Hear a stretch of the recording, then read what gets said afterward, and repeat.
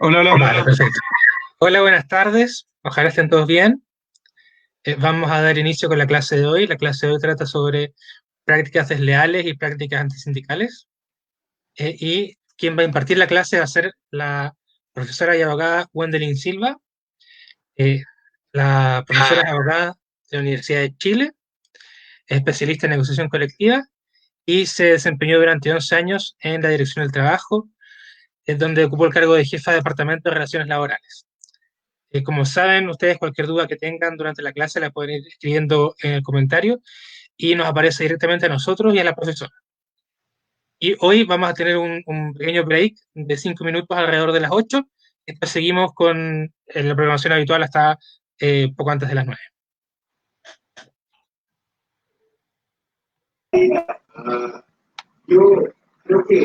Profesora, hola. Profesora. Hola, hola, hola a ustedes y gracias por la invitación y a todos, todas y todos los que están presentes. Gracias a usted por aceptar la invitación y por la buena disposición de estar acá con nosotros hoy día. Sí, realmente muchas gracias. ¿La dejamos, profe? Ya, vamos. Bueno, saludarlos. Me señalan que igual tienen, hay trabajadores, dirigentes de todas partes. Veo ahí que algunos saludaban de algunas regiones. Eh, Ahí yo voy a tratar de compartir acá la pantalla, pero ya me pilló la tecnología. A ver, la idea es que hoy día hablemos de prácticas antisindicales, pero antes de eso, de hablar temas de la libertad sindical. Eso primero es lo fundamental para efectos de hablar de prácticas antisindicales, que es saber en qué consiste la libertad sindical. Entonces, en ese sentido, la libertad sindical tiene tres componentes, que uno es la libertad de afiliación o sindicación, la libertad de asociarse y de organizarse, la libertad de el derecho a negociar colectivamente y el derecho a huelga. Y estos son como es un tridente, o sea, son tres patitas que tiene la libertad sindical y si no está, claramente la libertad sindical no está completamente protegida. El problema que tenemos en nuestra legislación es que efectivamente la libertad sindical no, no está regulada constitucionalmente con esas garantías. Solamente en la Constitución tenemos el derecho a asociarse, la libertad de asociación, y por otro lado, en cierta medida está protegido el derecho a negociar colectivamente, pero el derecho a huelga no está protegido en la Constitución, sino que está reconocido negativamente. Dice, no podrán ejercer el derecho a huelga tales y tales personas. Eh, por lo tanto, por un lado se ha entendido que no hay regulación al derecho a huelga y por otro lado, entendiendo una visión mucho más amplia, al negarse el derecho a huelga a algunas personas, bueno, implícitamente uno podría entender que se reconoce ese derecho a huelga. ¿Por qué son importantes estas tres patitas de la libertad sindical? Porque son las esenciales para poder determinar dónde hay prácticas antisindicales. Las tenemos que ver en esos tres estadios. Yo no sé si aquí voy a... Me, no sé si puedo compartir la pantalla para compartirles la presentación.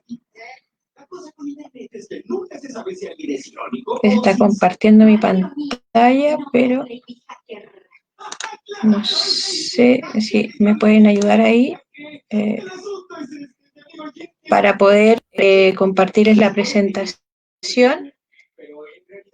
Ahí Ya. si me puede ayudar o Sí, lo que pasa es que usted tiene que cómo compartir y hacemos. mi compañera la va a seleccionar. Pero si usted no la comparte, ya no la puede ver. Entonces, bueno, no sé qué le está apareciendo en este momento cuando intenta compartir. Yo ya la compartí.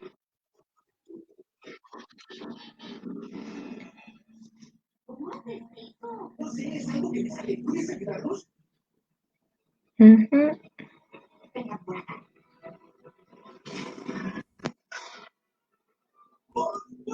para que...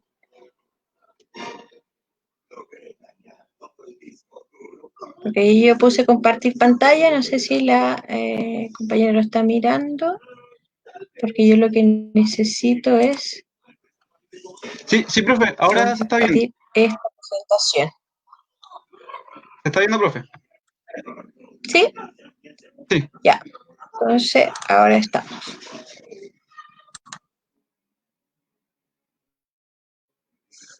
Ya. Yo no Profe, es veo así. nada, pero bueno. Sí, es que hay un pequeño problema. Lo que pasa es que usted no puede al mismo tiempo estar mirando los comentarios y al mismo tiempo viendo el PowerPoint. Entonces, para que el resto vea la pantalla de usted, tiene que usted estar Ah, seleccionando, perfecto. usted mirando en su pantalla el PowerPoint.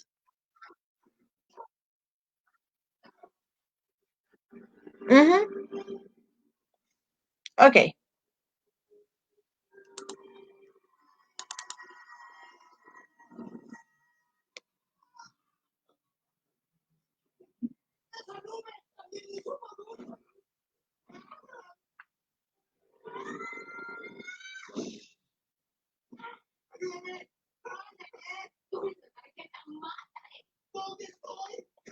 Ahí, yo no sé si ahí ya lo están viendo.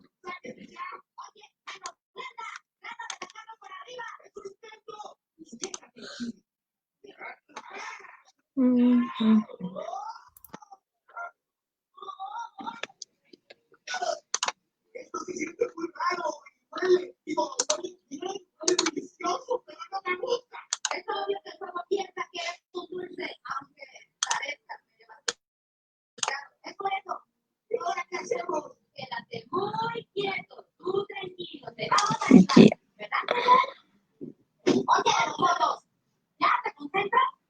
Profe, ahora mismo se está viendo el stream.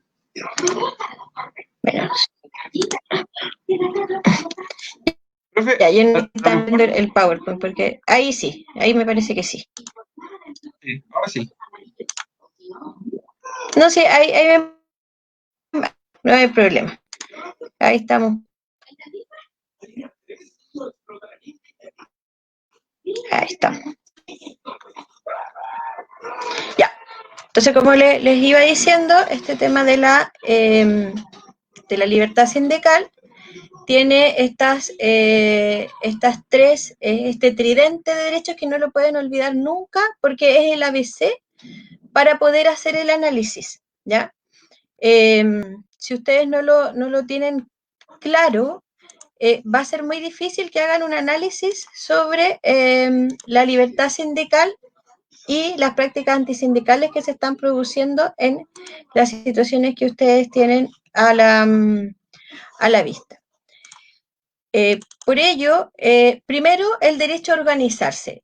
A ver, uno puede proteger la libertad sindical de distintas formas y hay distintas medidas en que se puede proteger. Tenemos medidas preventivas, o sea, ¿cómo puedo yo evitar cometer alguna práctica antisindical?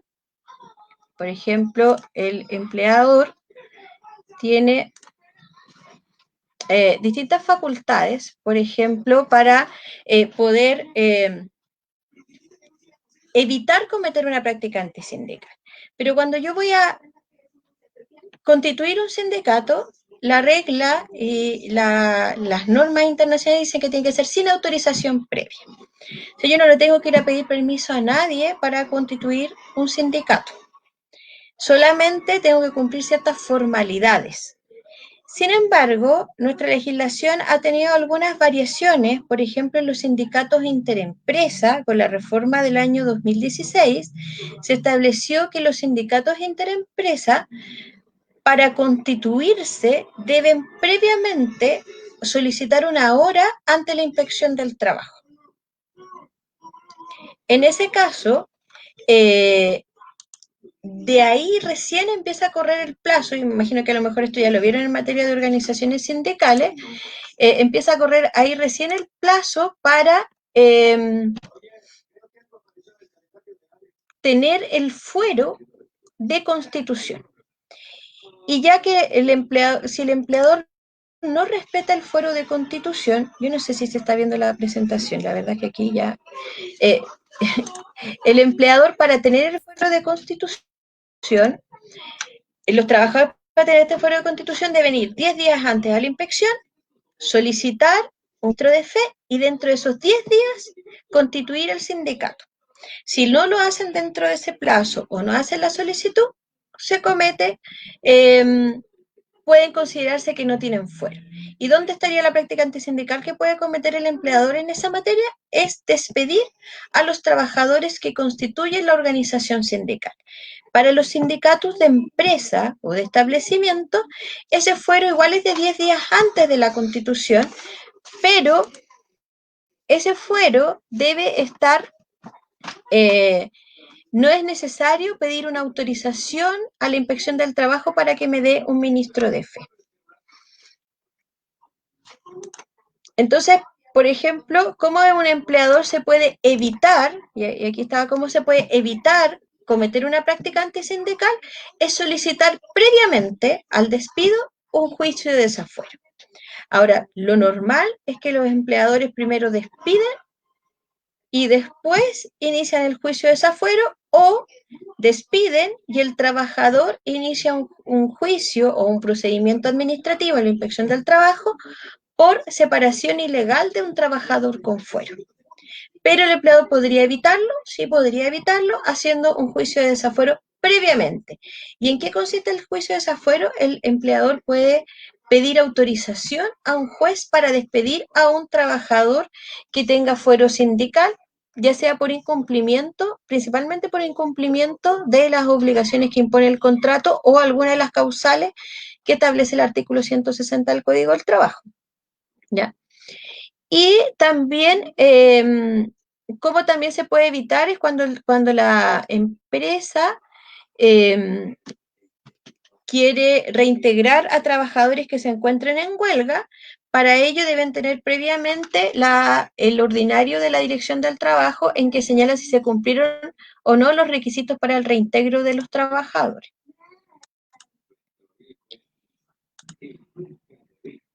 En ese sentido también tenemos otros mecanismos también para proteger la libertad sindical, que son los reparatorios. En la Dirección del Trabajo existe la mediación, que siempre en los casos de tutela de derechos fundamentales y los atentados a la libertad sindical entran en ese procedimiento, la Dirección del Trabajo no puede llegar y demandar a la empresa por libertad sindical si no pasa por un proceso de mediación. La ley establece como requisito para que la Dirección del Trabajo recurra a tribunales que haya una mediación.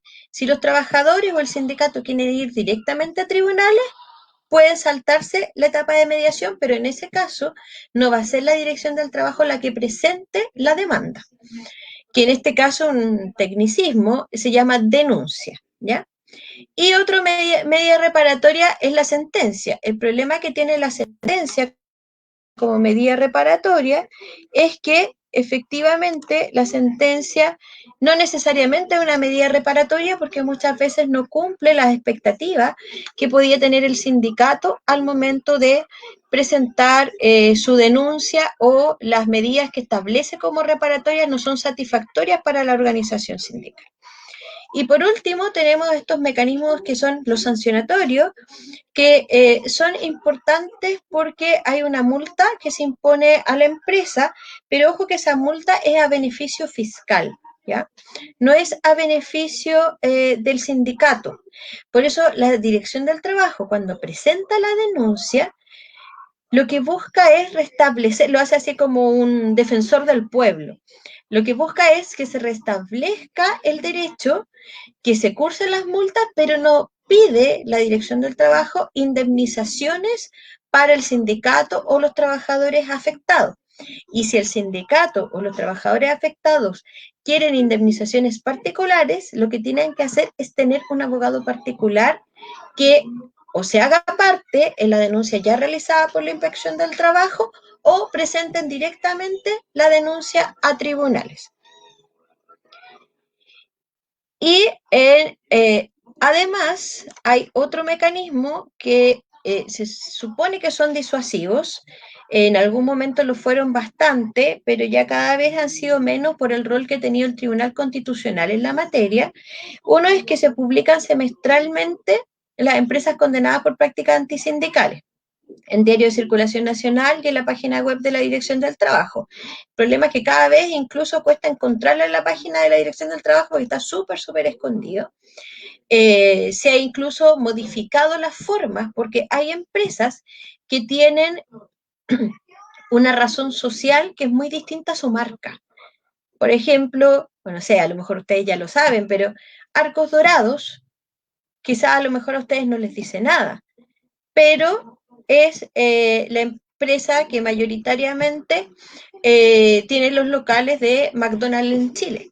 Entonces es muy distinto que aparezca publicado, se condena a la empresa Arcos Dorados SA o Limitada, no recuerdo cuál es, por tanta UTM, por haber cometido tantas prácticas antisindicales, a que diga se condena a McDonald's. Entonces la Dirección del Trabajo ha ido avanzando en poner además el nombre comercial de aquellas empresas porque no necesariamente se van a identificar y esa condena social va a ser disuasiva para efectos de realizar de evitar de que sigan cometiendo prácticas antisindicales.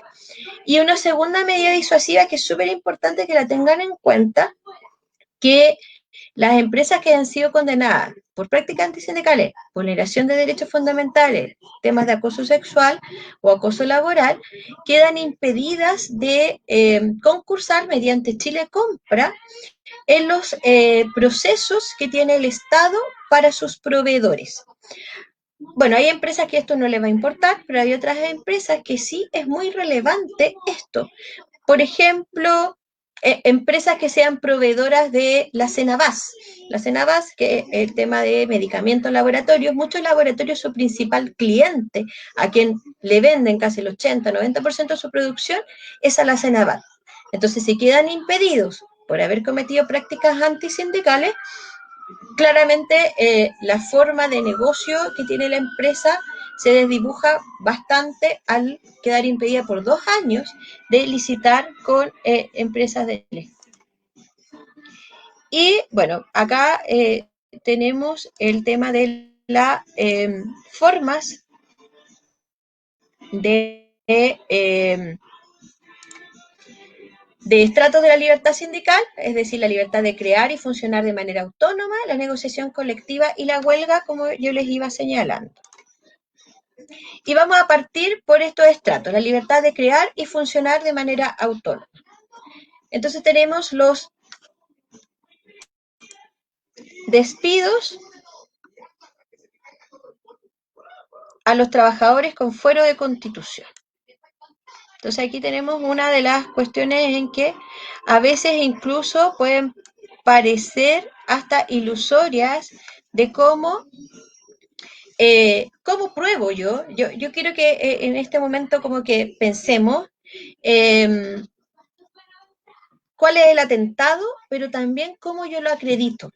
Porque muchas veces el problema que tienen los dirigentes sindicales es acreditar aquellas prácticas. Me dicen, no, es que es súper evidente, pero para esto tenga resultado, yo necesito probarle a la inspección del trabajo para que constate los hechos y posteriormente al tribunal para que sancione con la multa y con las demás medidas reparatorias. Si no tengo prueba, la verdad es que no me sirve de mucho, ¿ya? Es relevante para el rol que tienen los trabajadores y los dirigentes sindicales, la prueba, ¿ya? Entonces, primero, los despidos. Tenemos el despido por fuero de constitución. En este caso, tenemos a quienes yo los puedo despedir por el fuero. Tenemos el fuero de constitución, el fuero de dirigentes sindicales, de los delegados sindicales, que es el mismo que de los dirigentes sindicales, y además que hay un fuero, pero que no tiene que ver con crear y funcionar autónomamente, sino que tiene que ver con la negociación colectiva, el fuero de los trabajadores que se encuentran negociando colectivamente, que en ese caso también es de 10 días antes de la presentación del proyecto y 30 días después de la firma del contrato colectivo. También, bueno, el procedimiento para esto, ¿a dónde tienen que ir? ¿Qué pasa? ¿Qué pasa si se constituye el sindicato y a los 2 días echan a uno de los dirigentes? ¿Qué hago? ¿A dónde voy? Lo primero, a la dirección del trabajo, hacer la denuncia. ¿Qué tienen que tener claro? La fecha de constitución y la fecha de despido. ¿Qué pasa si al dirigente lo despiden antes de la constitución? Si bien existe una norma objetiva de que el fuero de constitución es de 10 días antes de la constitución del sindicato, siempre va a haber, ahí creo que lo pueden ver, siempre va a haber una reticencia de pensar que a lo mejor el sindicato se formó para salvar del despido a esos trabajadores. Esto es lo que se ha conocido en el mundo sindical como el sindicato del día después, ¿ya? Es decir, que el sindicato no había intención de constituir sindicato, pero como echaron a un número importante de trabajadores, constituyeron el sindicato dentro de los 10 días siguientes al despido para quedar cubiertos por fuera. Si bien esa discusión no está en la ley es súper clara que dice constituirse dentro de los 10 días, pero se ha ido construyendo una jurisprudencia en términos de la intención de formar un sindicato. Entonces, ¿qué tengo que probar? ¿Qué tengo que tener? Tengo que tener como todas aquellas medios de prueba en que yo puedo decir, mire, antes del despido yo me estaba organizando, habíamos ido a preguntar a la inspección, porque muchas veces los trabajadores no van y llegan a la inspección a decir, mire, quiero hora para 10 días más. Recién van a preguntar cómo lo tienen que hacer, cuántos trabajadores tienen que tener, los requisitos, una copia del modelo de estatuto, etcétera. Pero en las empresas siempre, no sé si siempre, pero ahí ya empiezan a sospechar. Estamos sospechando que se están organizando, están haciendo algo raro. Entonces se empiezan a dirigir a estos posibles cabecillas de la formación de la organización sindical y antes de cualquier cosa los despiden. Entonces, yo también tengo que tener esos medios de cómo acreditar que sí ya me estaba organizando antes de formar el sindicato. Porque esa va a ser la mejor forma de convencer a un juez de que efectivamente esto es un despido antisindical y no es una forma de revestirme de fuero por parte de los trabajadores que fueron despedidos y que en realidad nunca tenían intención de formar un sindicato. Ahora, ¿qué es importante? Para efectos de los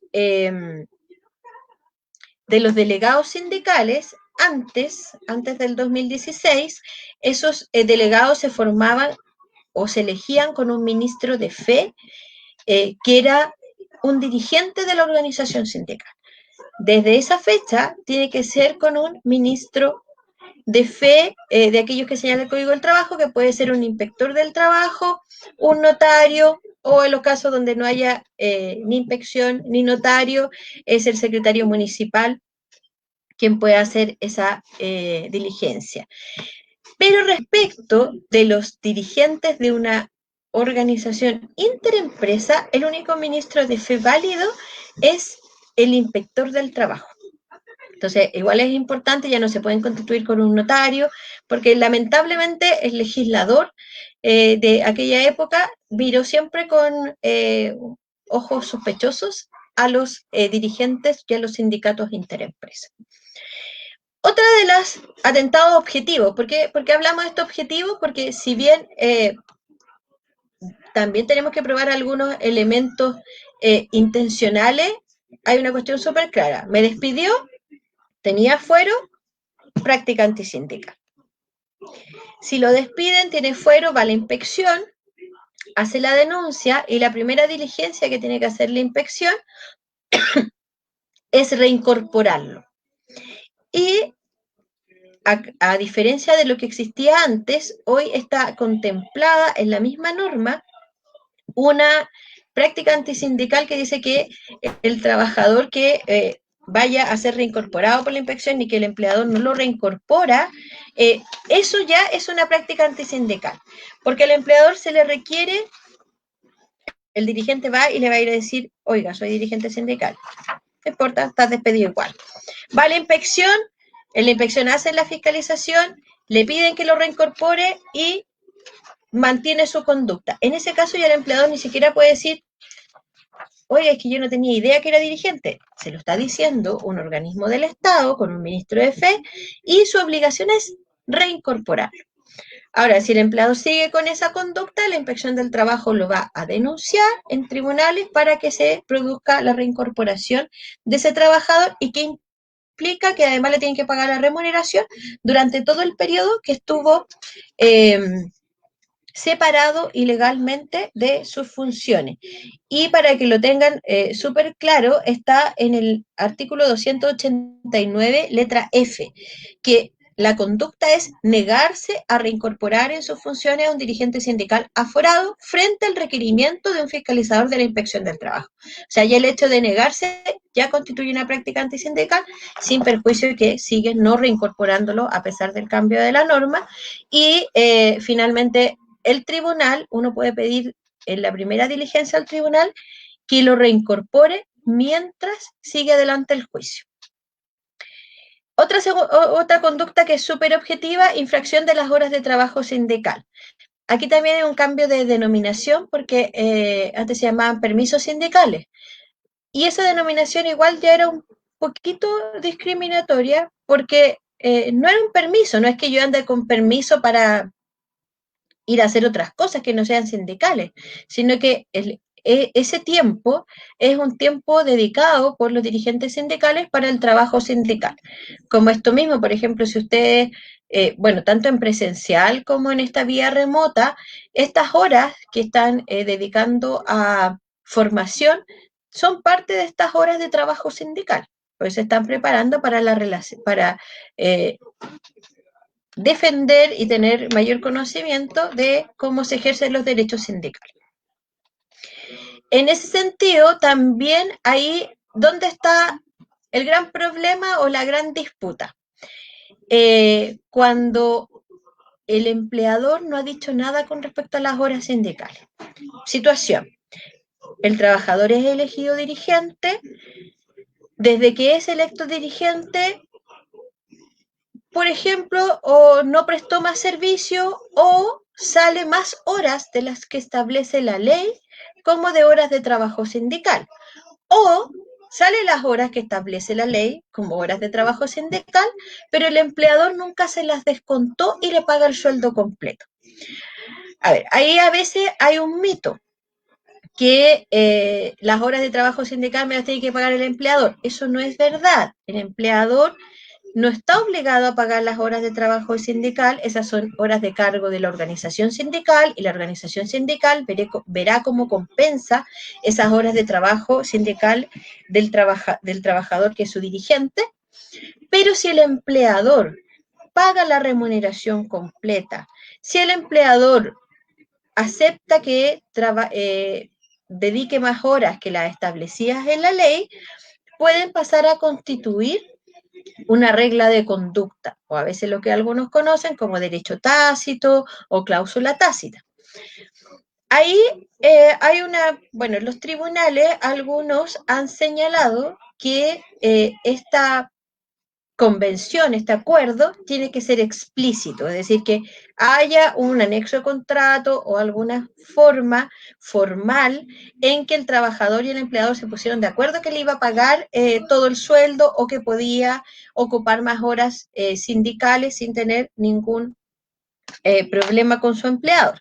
Ahora, parte de la doctrina de la dirección del trabajo y también algunos fallos de tribunales han señalado que no es necesario porque el contrato de trabajo se modifica consensualmente.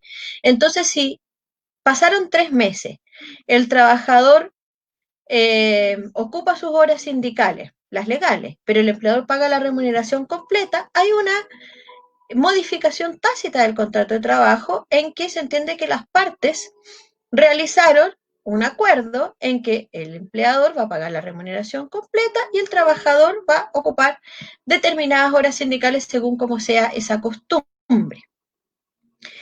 Para eso es importante, por lado del empleador, bueno, si obviamente alguien no va a trabajar, yo le hago el descuento de las horas sindicales o de las horas de trabajo. Si no lo hice, bueno, estoy aceptando entonces que esas horas las voy a pagar yo. También por parte del trabajador y del dirigente tiene que tener en cuenta eso, porque muchas veces llegan los dirigentes y dicen, no, lo que pasa es que el empleador, la verdad es que antes no pagaba, antes pagaba todo, y hace 4 o 5 meses empezó a descontarme. Pero pasaron 4 o 5 meses. Usted, cuando eso le pase, o sea, si el empleador le pagaba el sueldo completo, al mes siguiente, el mismo día que le hizo el descuento, tiene que ir a hacer el reclamo. Porque de lo contrario también deja que pase a ser una cláusula tácita. En la infracción de la cuota sindical, eso es si el empleador no paga la cuota sindical, pero ojo, que no solamente es que si no la paga, también es que si la paga retrasadamente. Antes, la infracción de la cuota sindical no estaba regulada directamente, pero se entendía en aquella parte en que el empleador podía realizar acciones que obstaculizaran el funcionamiento de la organización sindical. La organización sindical necesita recursos para funcionar y el no pago de la cuota significa de privarle esos recursos y de, por consiguiente, obstaculizar su funcionamiento. En ese caso, por lo tanto, no solamente basta con que me acredite que me la pagó atrasada. Ahí muchas veces la inspección del trabajo cae en esta contradicción, porque se denuncia el no pago de la cuota sindical, van a fiscalizar, la empresa puede pagar y dice, bueno, no hay infracción, pero la infracción se mantiene porque si bien no es la causal de no pago de cuota, pero sí obstaculizar el funcionamiento de la organización. Y en eso igual es relevante como el rol y que entienda el sindicato cuál es el conflicto. Ahora, si se soluciona con el pago de la cuota sindical atrasada y lo resuelven en una mediación como una forma de solucionar el conflicto, no hay problema. Pero si el sindicato sigue insistiendo en que esto le generó un problema en su forma de funcionar, deben seguir adelante con la denuncia. Otra cosa objetiva es no otorgar el trabajo convenido al dirigente o aplicar las facultades del artículo 12. Ya, no otorgar el trabajo convenido pasa también en que, bueno, hay una contradicción a veces, porque hay dirigentes que piensan que por el hecho de ser dirigentes no tienen que ir a trabajar. Eso no necesariamente es así. Porque finalmente una de las cosas que busca también el empleador, con eso, a veces en sí es una práctica antisindical. Si yo tengo a 2 o 3 personas que están reclamando por los derechos de los trabajadores y que están ahí día a día, cómo funciona la empresa, qué cosas están correctas, qué cosas incorrectas, a lo mejor como empleador a mí me es más fácil mandarlo para casa. Si le mire, no se preocupe, usted que ha liberado jornada, se va a su casa, venga cuando quiera a la empresa. ¿Qué efectos puede producir aquello? Primero, aleja al dirigente sindical del proceso productivo. Por lo tanto, no va a estar ahí todos los días viendo qué es lo que ocurre. Ahora, tampoco le puede impedir el ingreso a la empresa. Segundo, lo desprestigia delante de el resto de los socios y trabajadores de la empresa, porque lo clásico va a ser escuchar, mire, desde que se eligió dirigente no vino más a trabajar. Entonces, finalmente pierde esa calidad, ese prestigio que tiene el dirigente sindical para defender los derechos de los trabajadores, porque el empleador utiliza muchas veces esta vía para disminuir la afiliación a la organización sindical e incluso desprestigiar a los dirigentes. Eso es muy difícil de probar, pero si el empleador no le otorga el trabajo convenido, es decir, yo voy a trabajar todos los días y me tienen sentado no haciendo nada, eso es una práctica antisindical, porque además es una forma de mostrarle al resto cómo trato yo a su dirigente. Y si yo soy un trabajador que no tengo fuero, o sea, me logro imaginar qué me va a pasar a mí, que no tengo fuero, si es que me afilio al sindicato o si apoyo mucho más las demandas del sindicato. Esto también es como bien subjetivo, siempre hay que estarlo mirando como qué consecuencia y qué busca el empleador con esto. A veces parecen acciones súper inofensivas, parecen acciones súper que el empleador lo está haciendo de buena onda, pero siempre hay que tratar de mirar bajo el agua y ver si eso efectivamente está afectando a la organización o no. Y por último, aplicar la facultad del artículo 12, no sé si eso ya lo vieron ustedes como en estas clases, pero la facultad del artículo 12 es el jus variandi, es decir, cambio de funciones, cambio de lugar de trabajo o cambio de horario. En ese caso yo no puedo aplicar la facultad del artículo 12 a un dirigente sindical, ¿ya? Salvo caso fortuito fuerza mayor, en caso de que solo por tema de caso fortuito fuerza mayor tenga que cambiarlo de local o tenga que cambiar su horario de trabajo o sus funciones. Acá, en la materia de crear y funcionar de manera autónoma, tenemos también otros atentados que son más subjetivos. Ofrecer beneficios que desestimulen la afiliación. Esto puede ser una variedad de cosas, ¿ya? Pero lo usual en empresas más grandes, sobre todo, tiene que ver con distribución de turno, algunos permisos, ciertas flexibilidades, por ejemplo, no sé, en empresas donde trabaja una cantidad importante de gente más joven y que estudia, entonces que de repente, pucha, jefe, tengo examen, tengo prueba en la universidad, entonces tengo que ir, tengo que cambiar el turno, y muchas veces esos beneficios se ven disminuidos con respecto a quienes sean parte o no del sindicato. A ver, les voy a pedir un momentito que me vienen a hacer una consulta. Díganme. ¿Puedo ir ahí, vale? ¿Así acá? Vale.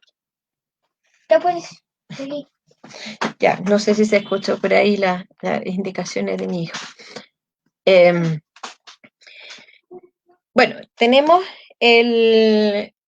este ofrecer beneficios que desestimulen la afiliación sindical son muchas veces sutiles. Yo ya conozco pocos casos en empleadores que sean tan brutales.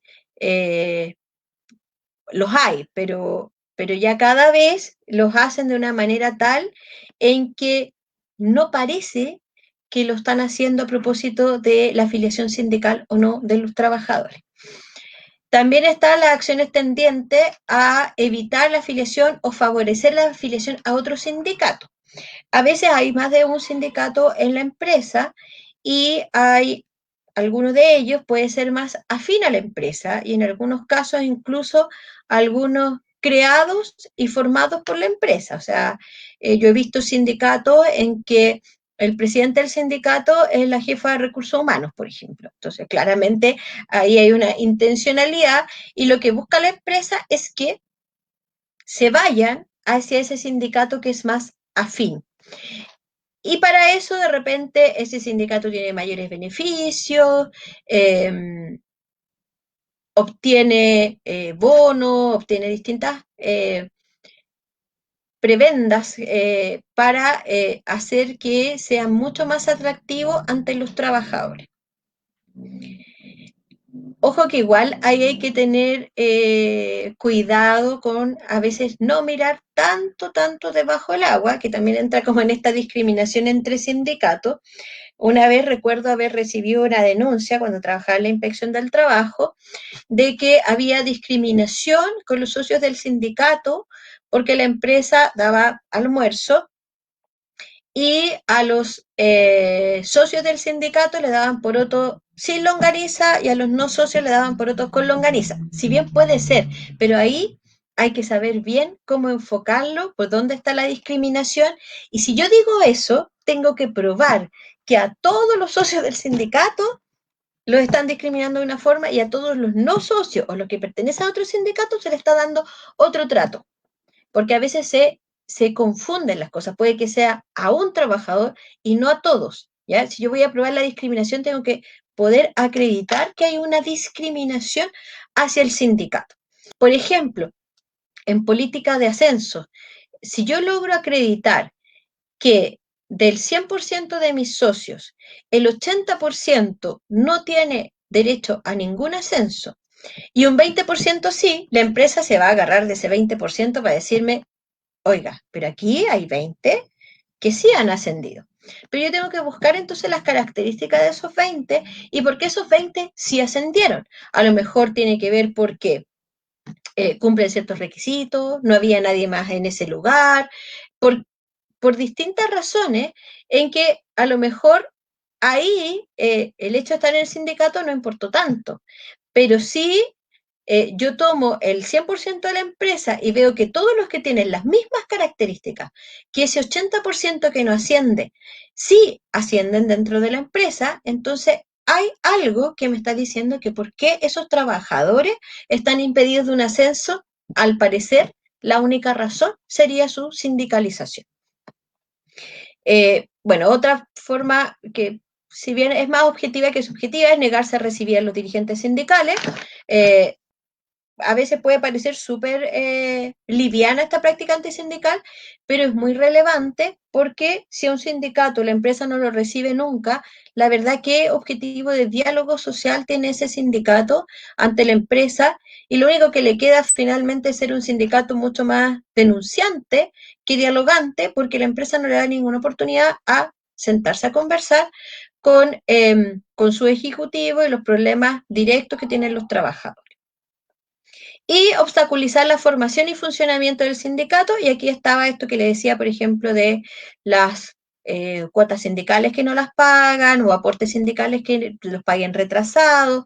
O sea, si yo siempre voy a estar pagando atrasado lo que tengo que pagar, eso implica que el sindicato también va a caer en cese de pago de sus propias obligaciones. Hay sindicatos que tienen contratado, no sé, algunos convenios con cine, con gimnasio o vales de gas, etcétera, y que si no les llega la plata en la fecha que corresponde, obviamente se van a ver impedidos de cumplir la labor que ellos mismos se asignaron. Acá tenemos atentados objetivos a la libertad sindical, que son también durante el proceso de, ya no de formación, que es la extensión de beneficio y el no pago del porcentaje de la cuota sindical. Esto durante la negociación colectiva.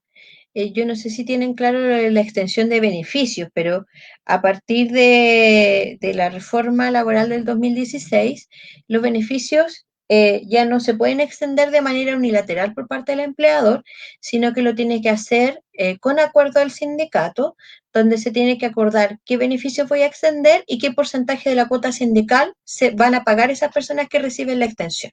Entonces, si la empresa hace una extensión de beneficios y no cumple esos requisitos, es una práctica antisindical.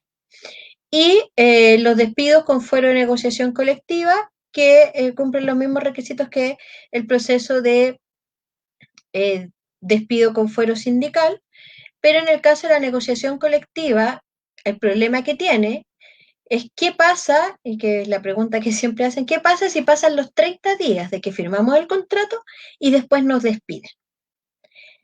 Ahí ya no tienen fuero los trabajadores, sin embargo, yo igual puedo construir una práctica antisindical porque hay despidos de trabajadores sindicalizados y lo más probable es que si lo hago de esa forma, van a ser despidos discriminatorios por el hecho de haber participado en la negociación colectiva y por el hecho de estar en el sindicato.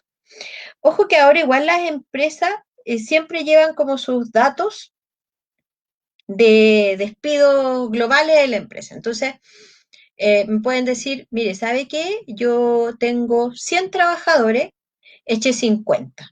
De los 50 que eché, 25 eran del sindicato y 25 no. Y con eso quedamos empatados, yo no estoy discriminando a nadie. Ojo que no se tienen que quedar con esa respuesta, porque yo tengo que mirar entonces a esos 50 que despedí. ¿Por qué los despedí? Resulta que de los 25 del sindicato, 22 los despedí por necesidades de la empresa. Y 3 fueron renuncias, por ejemplo. De los 25 que no son del sindicato, 10 son renuncias. 10 son por causal del 160, trabajadores con incumplimiento grave de sus obligaciones. Y 5 son por necesidad de la empresa.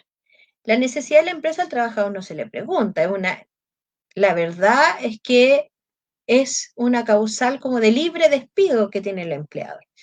En ese caso, entonces yo sí podría decir que estamos ante una situación de despido discriminatorio, porque resulta que a los del sindicato, 22 lo he hecho por necesidad de la empresa, y a los que no son parte del sindicato, a 5 lo he hecho por necesidad de la empresa. Por lo tanto, en ese caso, sí hay un porcentaje mayor de despidos por una determinada causal, que es la causal libre que tiene el empleador, con respecto a los socios del sindicato.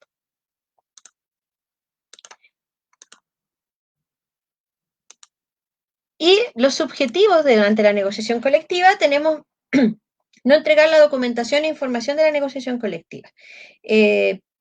Parte de los requisitos para la negociación colectiva hay un derecho a información que la empresa tiene que entregar antes del proceso de negociación colectiva y que permite, en cierta medida, la preparación del proyecto de contrato colectivo. Ahora, en la práctica, muchas veces esta documentación no sirve, porque por mucho que yo tenga información de los balances de la empresa, de las utilidades que ha tenido, si la empresa me quiere dar 0 en la negociación colectiva, la verdad es que no voy a lograr convencerlos a ellos mismos con sus propios balances de que tienen plata para darme, si no quieren dar nada. Sin embargo, tiene sentido para preparar un buen proyecto, para argumentar bien el proyecto, para comunicarle bien a los socios de por qué el proyecto no es descabellado, sino que tiene sentido porque hay utilidades de la empresa, e incluso para ejercer otros mecanismos también de información que sirven en un proceso de negociación colectiva para demostrar que la empresa no está actuando de buena fe. Otra forma es negarse a negociar con los dirigentes o ejercer presiones para que los reemplacen. Yo no podría decir, mire, ¿sabe qué? Usted tiene 3 dirigentes sindicales, pero acá en la mesa negociadora yo no puedo aceptar que venga fulanito. Porque la verdad es que eso no lo puede determinar la empresa. Y en este caso, en la negociación colectiva, muchas de las prácticas antisindicales son para ambas partes. La empresa, o sea, el sindicato tampoco puede condicionar a la empresa a que estén determinadas personas o no en la mesa negociadora. Ejecutar actos de mala fe, opresiones o amenazas durante la negociación colectiva. Ya. Estos sí que son los más usuales. ¿Qué podemos tener? Hay de todo. Hay situaciones de otorgar beneficios tan básicos como de repente justo celebrar la semana del ejecutivo de ventas en la empresa cuando están negociando colectivamente y resulta que llevan café, comida gratis o hacen esto estando en huelga unos y otros, los que no están en el sindicato, trabajando. Entonces, como una señal de mostrarles, mire cómo trato yo a los que no están en el sindicato y los que no me hacen huelga, les doy comidita, los tengo contentos, y a los que están en el sindicato, bueno, están allá afuera.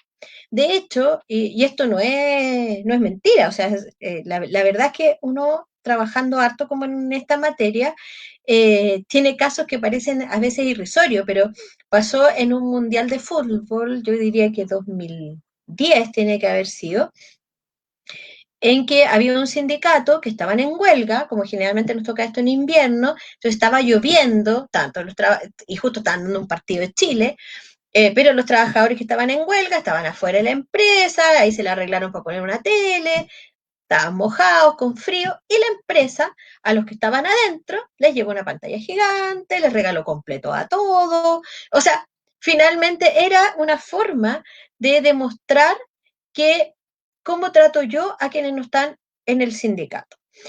Y eso fue condenado también por tribunales como como presiones durante el proceso de negociación colectiva. Otras presiones súper usuales.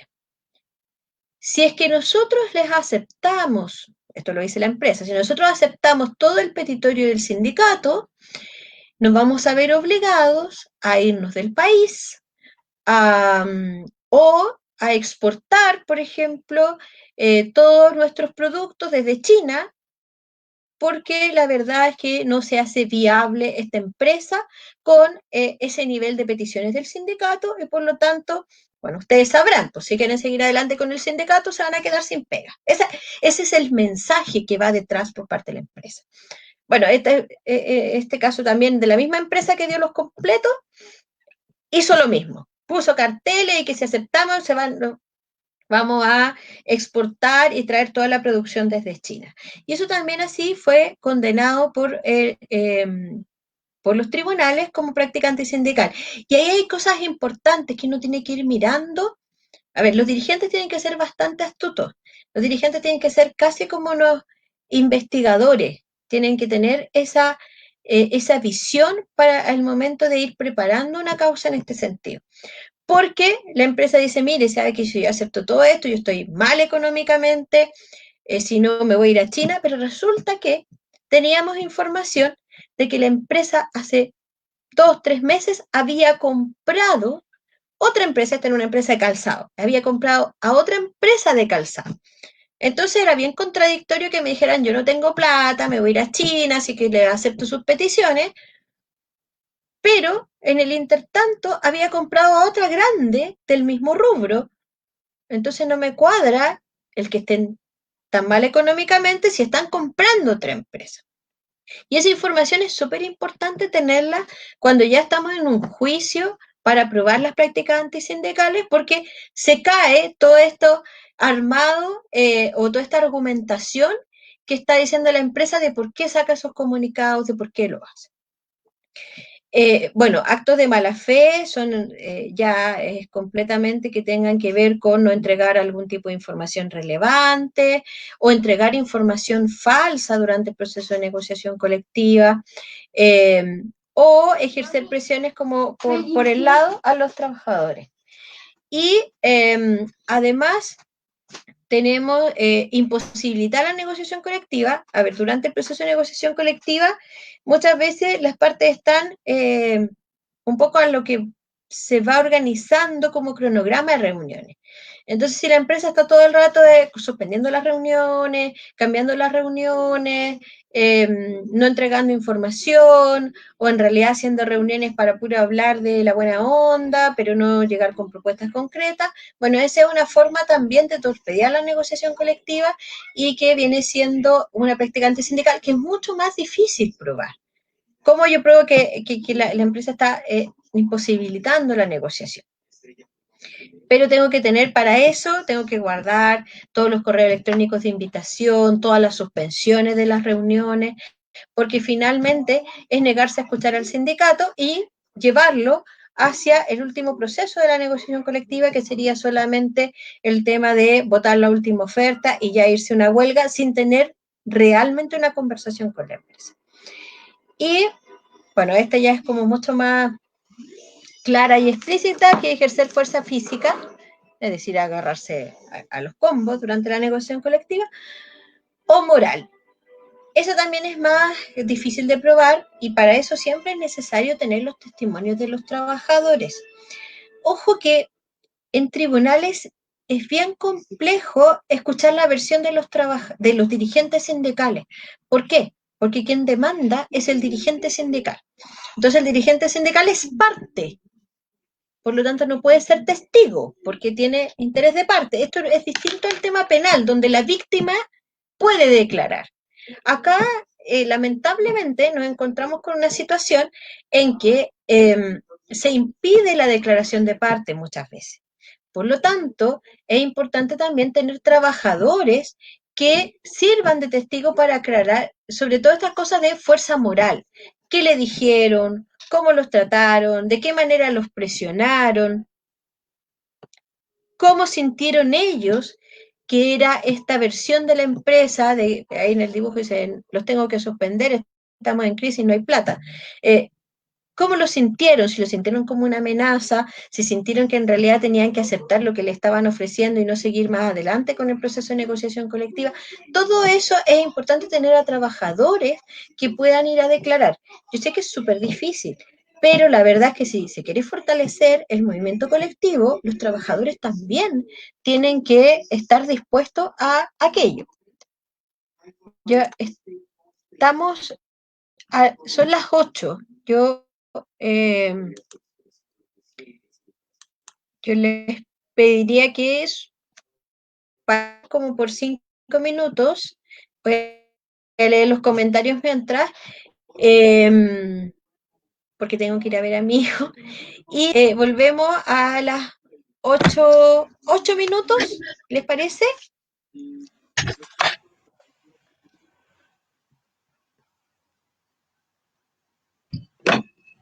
Bien, entonces vamos a tomar un pequeño descanso de 8 minutos. Si les quedaron dudas pendientes, las pueden hacer por el chat y vamos a tratar de que se respondan a la vuelta. Y terminamos 10 para las 9, una cosa así.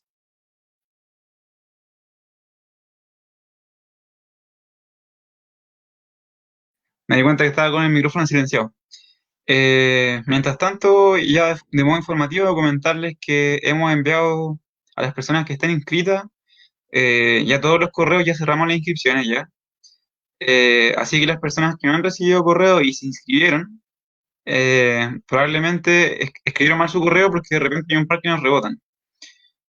Bueno, también aprovecho de comentarles que la próxima semana no van a haber clases, ¿ya? El día miércoles de la próxima semana, ni en ningún día de esa semana va a haber clases porque decidimos tomarnos como esta semana para, en el entendido de que por lo menos nosotros tenemos feriado por el 18, me imagino que muchos no también, pero decidimos tomarnos esta semana sin clase, también para evaluar cómo ha ido el semestre, cómo han estado estas 4 clases, y a la vuelta, vamos a seguir con planificación sindical y vamos a entrar de lleno en lo que es la negociación colectiva, como más detallada, más técnica, ¿ya?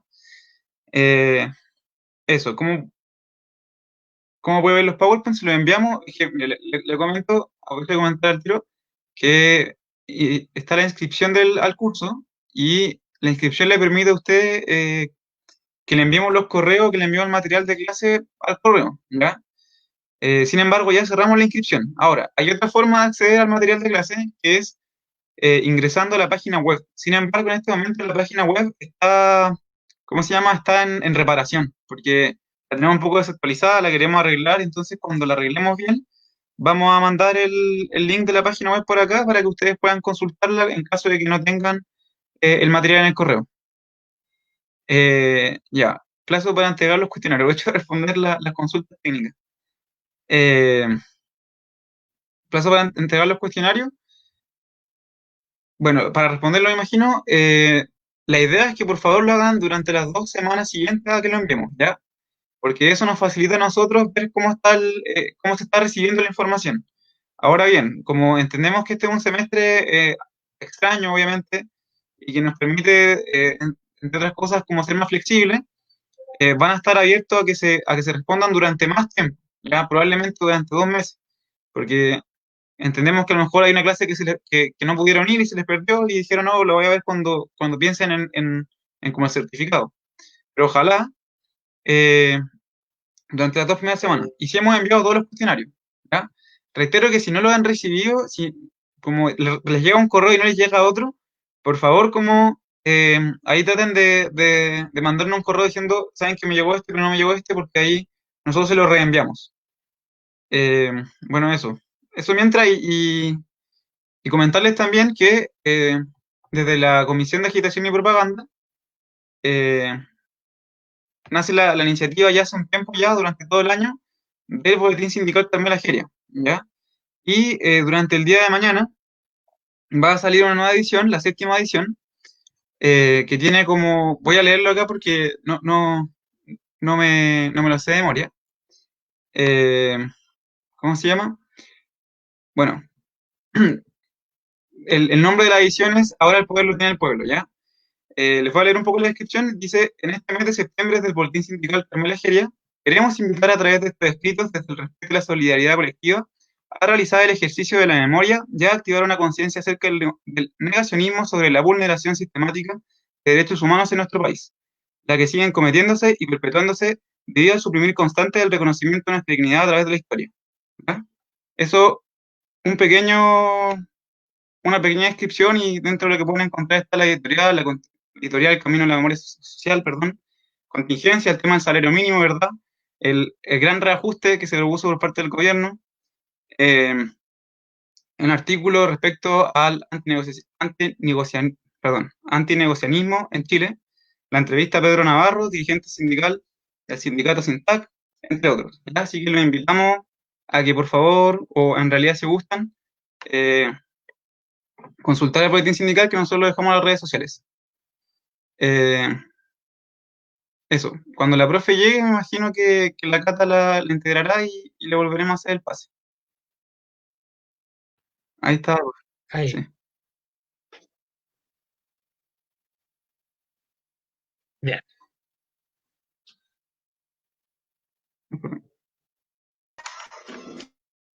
Ya, profe. Sí, profe. La dejamos nuevamente. Estoy leyendo la... Ya, estoy leyendo las preguntas, así que antes de ir avanzando voy a como ir respondiendo todas estas preguntas que se fueron haciendo en el chat. La verdad es que esto, bueno, es súper complejo hacer esta clase en particular en esta modalidad, porque la verdad es que yo siempre la hago mucho con participación, porque son muchas las preguntas, son muchas las situaciones que se dan en la realidad, que uno tiene que empezar a hacer el análisis si son o no prácticas antisindicales. Entonces, de aquí viendo de las preguntas, por ejemplo, había una pregunta que dice que ¿qué pasa si otorgan los mismos beneficios a la mesa negociadora?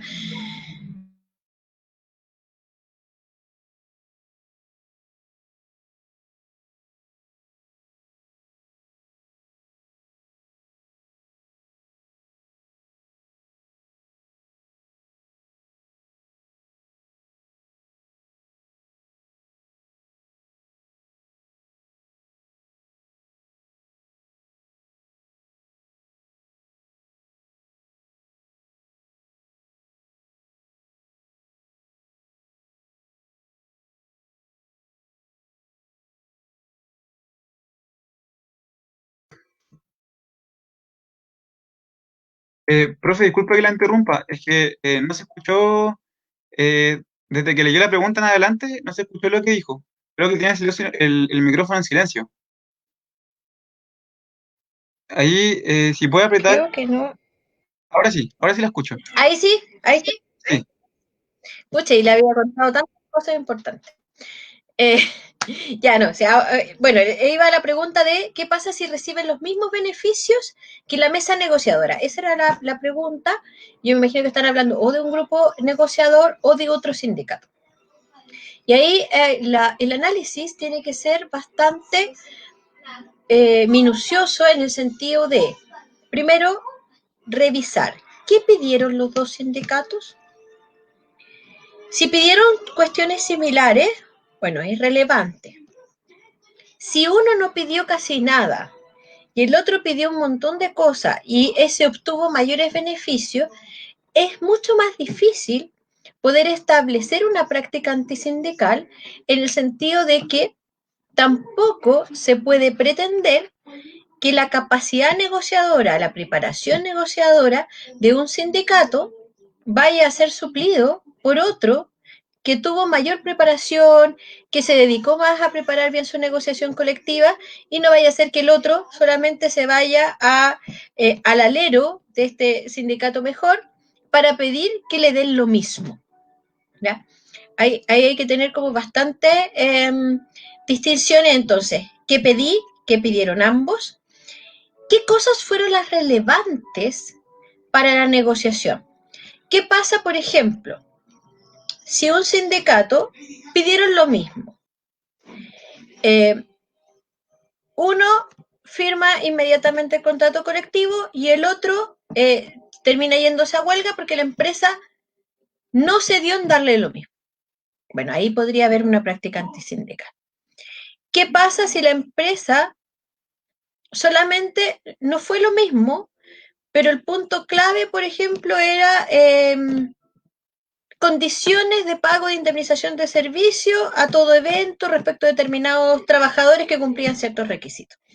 A uno se lo da y al otro no se lo da, siendo que esa fue principalmente la razón por la cual no llegaron a acuerdo y por la que se llevaron a huelga. Entonces, era porque era un tema importante para ese sindicato y ahí habría una discriminación. Eso no es tan fácil determinarlo, pero yo tengo que juntar antecedentes. No puede ser mi razón de la denuncia de práctica antisindical solamente decir es que me dio menos que el otro. Tengo que poder llegar a cuáles son esas razones por qué me dio menos que el otro, a cuántos trabajadores representaba el otro sindicato, a cuántos represento yo, qué fue lo que pedí en el proyecto de contrato colectivo, cómo se fueron dando los procesos de negociación. Hay cuestiones que son súper básicas y fáciles. O sea, con un sindicato en una semana, en 2 semanas, llegó y firmó contrato, con nosotros tuvimos que llegar a huelga para poder firmar un contrato. Bueno, ahí ya entonces hay una discriminación sindical. Con respecto a las extensión de beneficios que preguntaban también, ¿qué pasa con si lo puedo firmar después? Claramente, hoy día la extensión de beneficios no es una cláusula que deba estar necesariamente en el contrato colectivo. Por lo general es parte de la negociación del contrato colectivo, pero yo la puedo firmar después o antes de negociar colectivamente. Lo importante es que debo señalar cuáles son los beneficios que voy a extender y cuál va a ser el porcentaje de la cuota. Yo he visto extensiones de beneficios que dice, mire, las partes acuerdan que se van a extender ciertos beneficios que va a determinar el empleador y el empleador va a determinar la cuota. Eso no es un acuerdo. O sea, eso es volver a la facultad unilateral del empleador. Ese acuerdo, a mi juicio, no cumple los requisitos, ¿ya? Por ejemplo, acá preguntaban qué pasa si un dirigente de un gremio, me imagino que de un sindicato, realiza prácticas antisindicales a otro dirigente u otro sindicato. Bueno, esas son prácticas intrasindicales. Y en eso hay que tener claro que la Dirección del Trabajo no se mete. Este tipo de prácticas antisindicales se pueden cometer. Es decir, el sujeto activo y el sujeto pasivo de las prácticas antisindicales puede ser el trabajador, puede ser una organización sindical también. Y hay condena a sindicatos por cometer prácticas antisindicales. El tema importante ahí es que si yo quiero hacer esa denuncia, lo tengo que hacer con abogado particular. La Dirección del Trabajo no se va a meter porque no va a demandar a un sindicato. Que el día de mañana puede ser un sindicato al que esté representando ante un empleado. ¿Ya? Esa es la única diferencia importante.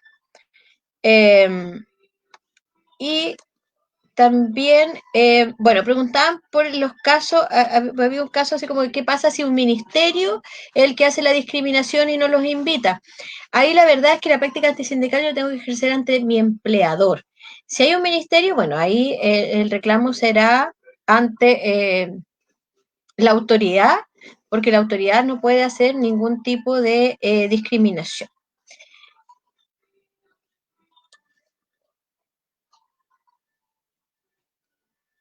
Ya, bueno, ahí pues, a ver si una pregunta de la negociación colectiva que no entendí mucho. Ahora, por ejemplo, algunas de las cosas que pasan en este periodo de pandemia. Hay que tener bastante ojo con cuando ahora ya estamos en muchas regiones, muchas comunas, con el tema del paso a paso, con reabrir los lugares de trabajo. ¿A quiénes se está llamando a trabajar? En algunos casos, solamente a los que no son del sindicato. E incluso en algunos casos hay trabajadores que están renunciando al sindicato para que los llamen a trabajar. Hay que tener ojo ahí. También es súper importante saber por qué mis socios están renunciando al sindicato. Porque ahí está también esta parte de las presiones. Antes existía una forma súper, hace 10 años atrás, por lo menos, era mucho más fácil descubrir el tema de las renuncias. Llegaban todas iguales, con la misma redacción, en papel, y dirigidas a la empresa o entregadas a la empresa y al sindicato. La verdad es que la pregunta era súper clara, como quién le hizo la carta, porque todas las cartas son iguales. A veces la respuesta de los trabajadores es que le pedí el modelo a Juanito y como Juanito había renunciado, y ahí cuesta un poco distinguir. Pero si ya las cartas van al empleador, ¿por qué tiene que mandársela al trabajador al empleador? Si al que está renunciando es al sindicato, no a la empresa. La empresa no tiene nada que ver con la forma de administración que tiene el sindicato. Ahora también es la consulta. ¿Por qué estás renunciando? Hay muchos que dicen, es que no quiero tener problemas. O porque quiero estar tranquilo. Eso ya es un indicio. Porque ¿por qué voy a renunciar a un sindicato para estar tranquilo? Significa entonces que si estoy en el sindicato, no estoy tranquilo en mi trabajo. Hay gente que me está molestando. Hay gente que me está discriminando por estar en el sindicato. Estoy recibiendo menos beneficios. Entonces, es súper importante saber esos por qué y dejarlos ahí, porque a veces uno dice, pucha, que el trabajador no dijo nada, no dijo que porque quería estar tranquilo. El decir que quería estar tranquilo ya está diciendo mucho, ¿ya? Ahora, es importante también, porque a veces pasa al revés, que la empresa empieza a recibir las renuncias porque los trabajadores renuncian al sindicato y el sindicato no le informa a nadie y siguen cobrando la cuota sindical. Entonces ahí, claro, le dan razones a la empresa para decir que van a recibir ellos la renuncia. Sin embargo, la empresa no está autorizada para dejar de cobrar la cuota sindical si es que el trabajador va directamente y le dice a ellos, yo ya no soy socio del sindicato. Es el sindicato quien tiene que avisarles cuál es la nómina y por qué algunas personas salieron de la nómina.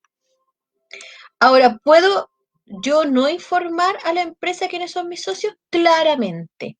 Es parte de esta libertad sindical. O sea, yo tengo la libertad de afiliarme, de desafiliarme e incluso de informar o no informar quiénes son mis socios. Puedo tener un sistema de afiliación privada o de cobro privado de cuotas. Porque en realidad lo que facilita informar quiénes son mis socios es para que la empresa haga el descuento por planilla.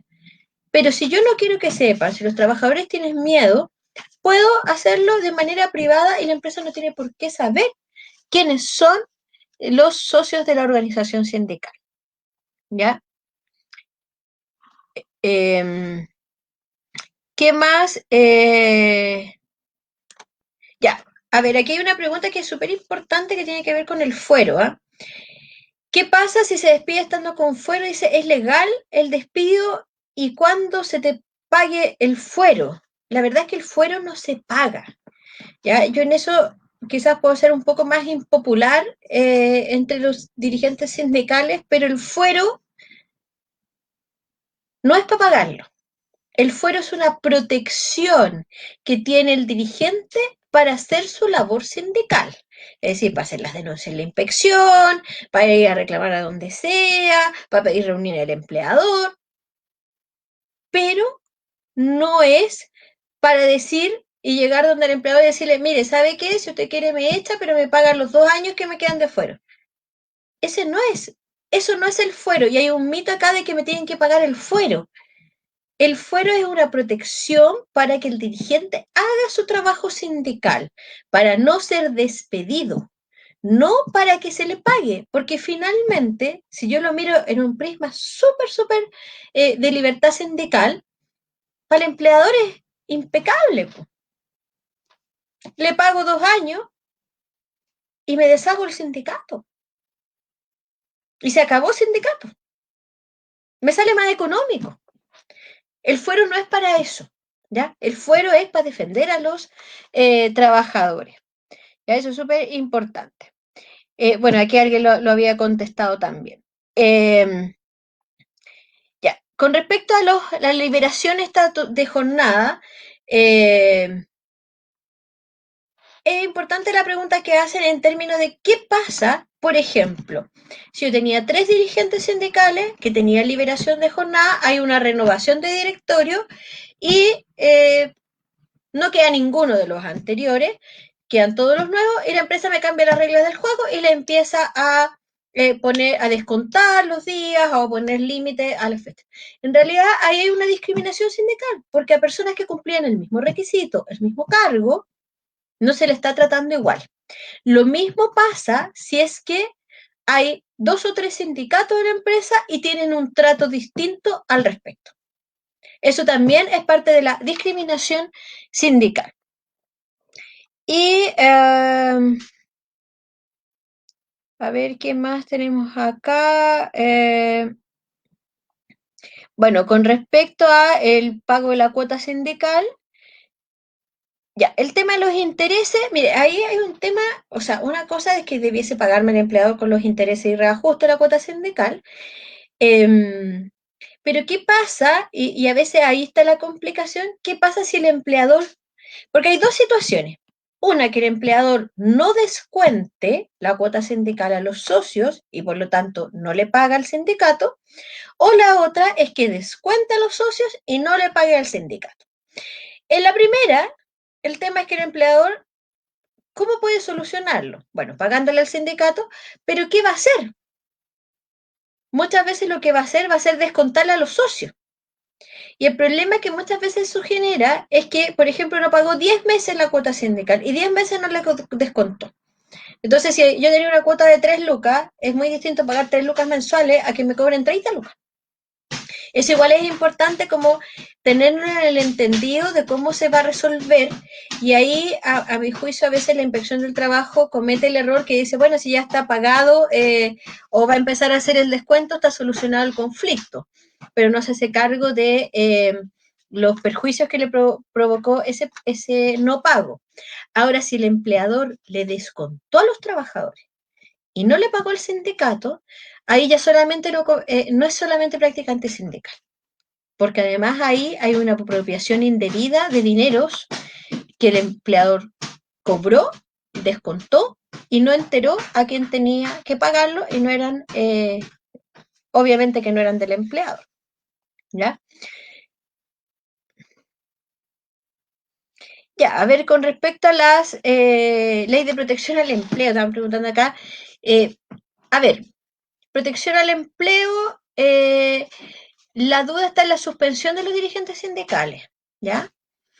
Pero el del despido no procede, o sea, también tengo que pedir autorización, no hay ninguna norma que me permita ni siquiera el despido de los trabajadores, porque ojo que en protección del empleo, si el trabajador está suspendido, yo ni siquiera lo puedo despedir por necesidades de la empresa, solamente proceden las causales del artículo 159. ¿Ya? Que sería, por ejemplo, muerte del trabajador, mutuo acuerdo de las partes. Ojo que yo he sabido harto de mutuo acuerdo, ¿ah? Obligados, obviamente. El problema es que si el trabajador firmó un mutuo acuerdo o firmó una renuncia, va a ser bien difícil después probar de que lo hizo bajo presiones. Mejor que no firme nada nomás, que espere que lo echen. ¿Ya?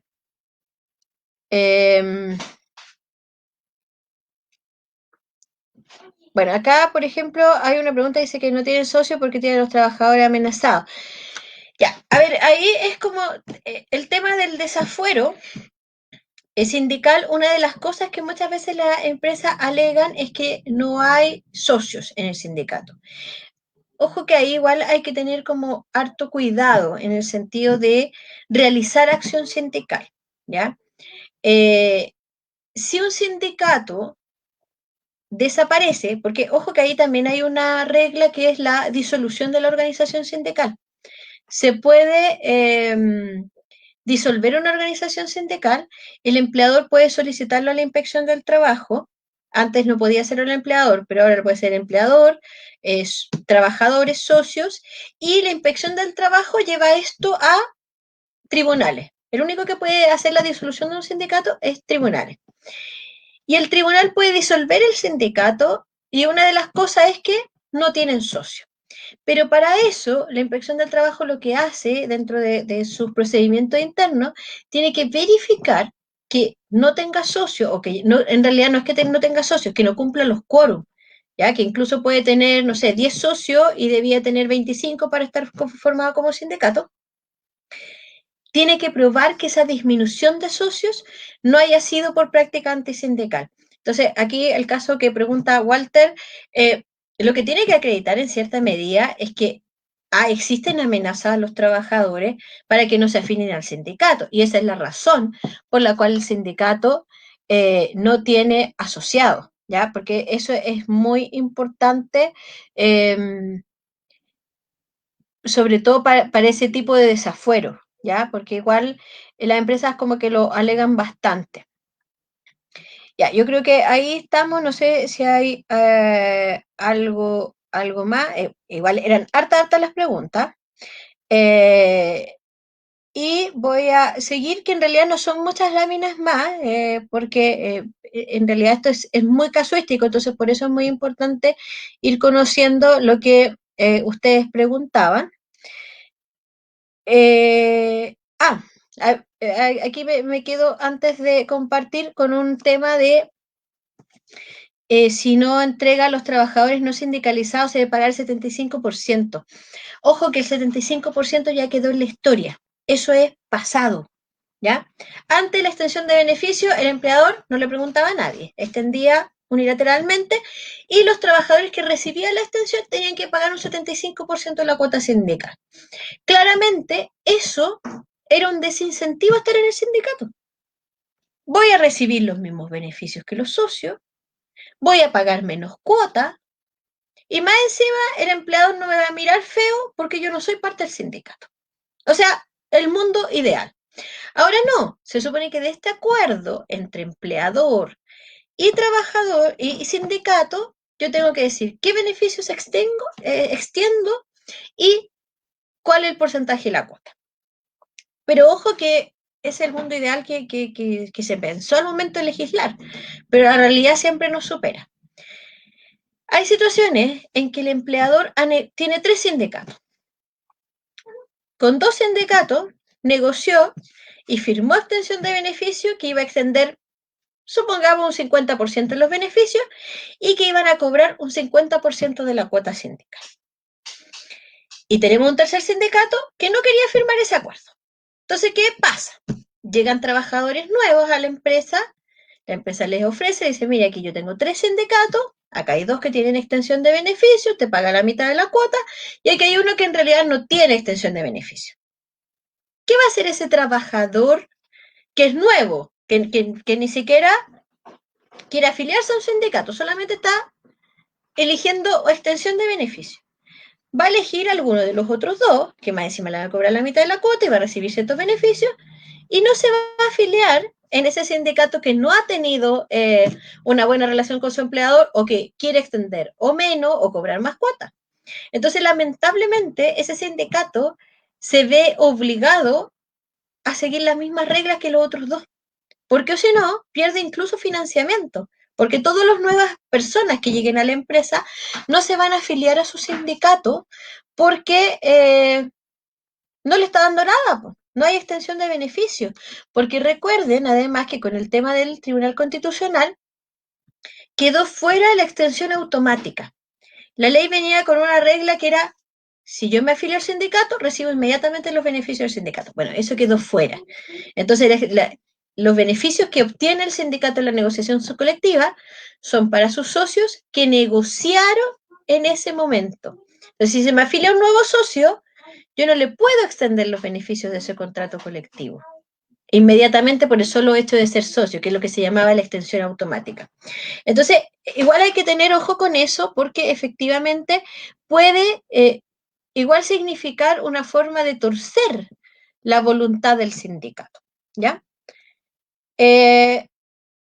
Bueno, aquí hay un comentario sobre el convenio, cómo se llaman los contratos colectivos. La negociación reglada es contrato colectivo, la no reglada convenio, pero ojo, cuando tengan el contrato ya firmado, da lo mismo cómo se llame, porque cumple los mismos efectos, ¿ya? No hay una diferencia, porque hay algunos sindicatos como que se angustian porque es un convenio y no un contrato, da lo mismo. Si lo único que el proceso de negociación es muy distinto, ¿ya? Ya, ahora vamos a seguir entonces con donde estábamos en la presentación. Esperar que esto funcione de nuevo.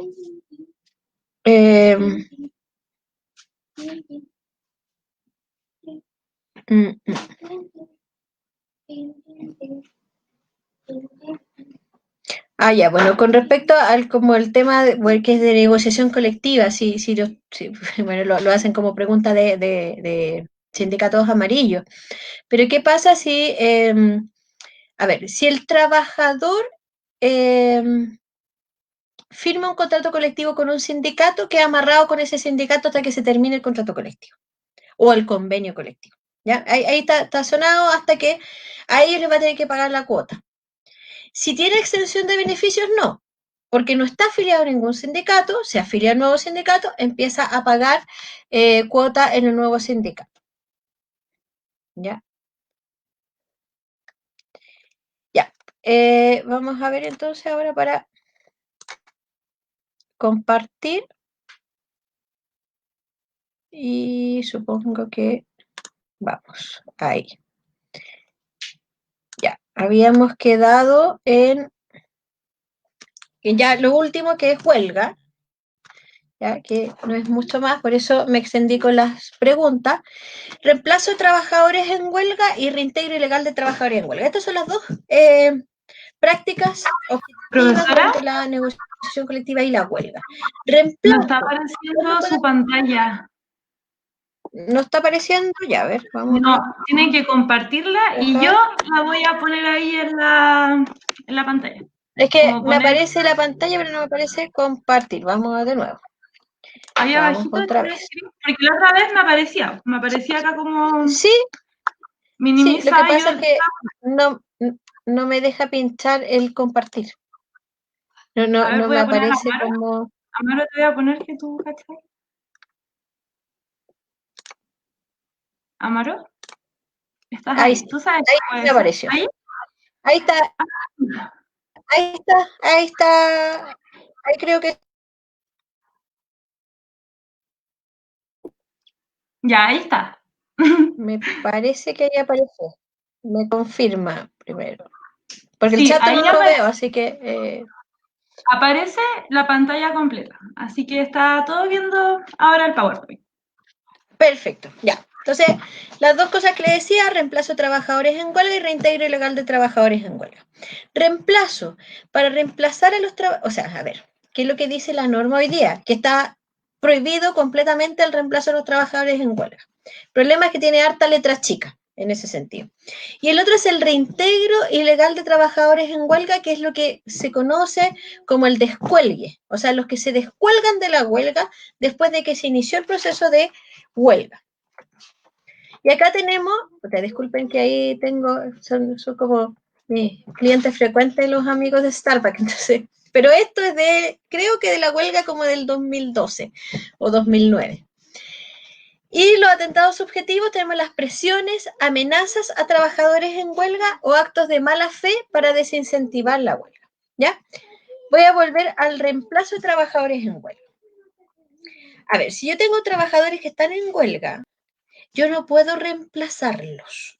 No puedo reemplazarlos por otros, no puedo por otros que los traiga de la calle, digamos, nuevos contratados, no puedo reemplazarlos por trabajadores que tengo en la empresa y tampoco podría reemplazarlos por trabajadores que presten servicios como para empresas tercerizadas, ¿ya? ¿Dónde está el problema? Que es respecto de los trabajadores, si no me equivoco, 306, que son los trabajadores de la empresa contratista o subcontratista. Porque quedó la norma así, dice, la negociación colectiva en una empresa contratista o subcontratista no afectará las facultades de administración de la empresa principal, la que podrá ejecutar directamente o a través de un tercero la provisión de la obra o el servicio subcontratado que haya dejado de prestarse en caso de huelga. ¿Cuál es la situación? Por ejemplo, yo tengo una empresa da lo mismo, una empresa de producción, pero que tengo contratado servicio de aseo, que es una subcontratista. Y esa subcontratista se va a huelga. Entonces yo, que soy la empresa de producción, lo que sí puedo hacer es ir donde un tercero, otro subcontratista, y pedirle que me hagan la pega de la empresa de aseo en mi empresa, o ocupar personal mío de mi empresa para que haga esas labores de aseo. Eso, en términos generales, era reemplazo, así habían dictamen de la Dirección del Trabajo, pero lamentablemente con la Ley 20.940 quedó establecido en el Código del Trabajo que eso no era reemplazo de trabajadores. El problema que genera es que la huelga de los subcontratistas pasa a ser nula casi, porque obviamente que la presión del subcontratista tiene que ver también con la principal. Muchas veces el subcontratista solamente le presta servicios a esa empresa principal. Donde estuvo principalmente acá el tema fue la minería, o sea, lo que se plantearon y lo que vieron los legisladores era como el paro de las empresas de buses en la minería y por lo tanto si paraban esos buses, paraban a toda la minería, entonces permitieron de que la empresa principal fuera y contratara a otros para que los movilizara. Así que ahí hay que tener como bastante ojo, pero alguna interpretación más restrictiva, como para poder asegurar el derecho a huelga, ha señalado porque la norma dice que hayan dejado de prestarse en caso de huelga, o sea, en caso de que se hayan dejado de prestar completamente los servicios. Entonces, si siguen, por ejemplo, algunos trabajadores de esa empresa de aseo que no están en el sindicato trabajando, bueno, no podría hacer el reemplazo ni la contratación porque no se ha dejado de prestar el servicio. Es un servicio menor, más reducido, pero no ha dejado de prestarse. Y el reintegro ilegal de trabajadores en huelga es cuando se descuelgan. Los trabajadores se pueden descolgar a partir del día 6 o a partir del día 16, dependiendo del tamaño de la empresa y si es que la empresa cumple ciertos requisitos. ¿Ya? Muchas veces existe esta presión del descuelgue. En algún momento, bueno, con la legislación anterior, pero también ahora, a veces la empresa empieza a hacer nuevas ofertas para que se vayan descolgando. Y obviamente uno entiende que la empresa debiese ir haciendo nuevas ofertas mejores para ir entusiasmando a más gente de que deje de estar en huelga y vuelva a trabajar. Pero hay situaciones que se ha dado al revés. Y que en realidad, si uno lo mira desde la perspectiva de la empresa, claro, les funciona mucho mejor. Porque si yo hoy día te ofrezco un bono de término de conflicto de 600 lucas, mañana te ofrezco uno de 550, el día que sigue te ofrezco uno de 500, ¿cuál va a ser el efecto? Los trabajadores se van a comenzar a reintegrar lo antes posible y dejar la huelga porque el empleador va bajando la oferta. Entonces, el día en que yo decida tomar la decisión de reintegrarme, a lo mejor ya no voy a tener casi nada lo que me va a dar el empleador y me voy a tener que quedar quizá o aceptando el piso de negociación o siguiendo en una huelga eterna con los que quedan resistiendo al sindicato. Así que ojo ahí también cómo se manejan estas situaciones porque se juega mucho, sobre todo con el tema psicológico de los trabajadores y hoy día, yo imagino que ustedes lo tienen más claro que yo, pero hoy día en estos temas de crisis económica y sanitaria, el tema del hambre en los trabajadores es bastante complejo. Entonces, la verdad es que muchos están aguantando una pega, pero por tener pega, aunque se vulneren ciertos derechos, aunque no sea la mejor pega, y hay que tener bastante ojo con eso porque se juega mucho con esto por parte del empleador, de ese temor, de ese miedo. Y bueno, tenemos las presiones, amenazas a trabajadores en huelga o actos de mala fe para desincentivar la huelga. Aquí bueno, esto tenía sentido como en la lógica antigua que había en la norma, porque antes, además de ellos votar la huelga, el primer día de huelga tenían que, 50% de los trabajadores del sindicato tenían que adherirse a la huelga, porque si entraban a trabajar más del 50%, se aceptaba la última oferta y murió la huelga. Eso ya no ocurre. Pero ocurrió, y por eso está como el caso de Starbucks, ocurrió en Starbucks en que los trabajadores habían votado la huelga, estoy hablando hace 10 años atrás, y al momento de hacer efectiva la huelga, o sea, que tenía que entrar más del 50% de los trabajadores, la empresa comenzó a llamar a los socios del sindicato y a decirles, mire, lo que se acreditó en realidad en la inspección del trabajo, a decirles, mire, ¿sabe qué? Tiene que venir a marcar.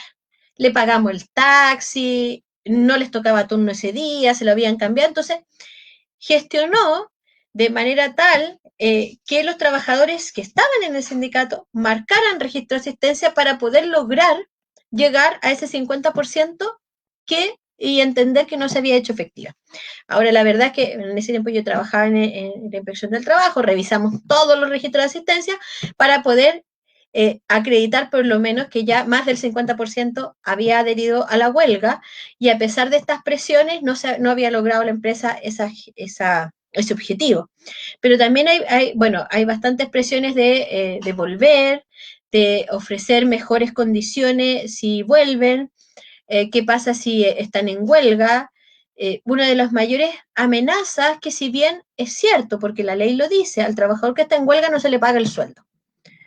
Pero es sí, la empresa muchas veces lo reitera constantemente diciendo, mire, si usted se va a huelga, no vaya a tener sueldo. Y puede estar 10 días en huelga y no va a tener sueldo. Es legal, pero es una amenaza que obviamente merma esa voluntad de los trabajadores, y por eso es muy importante también que los sindicatos se preparen para la huelga. ¿Ya?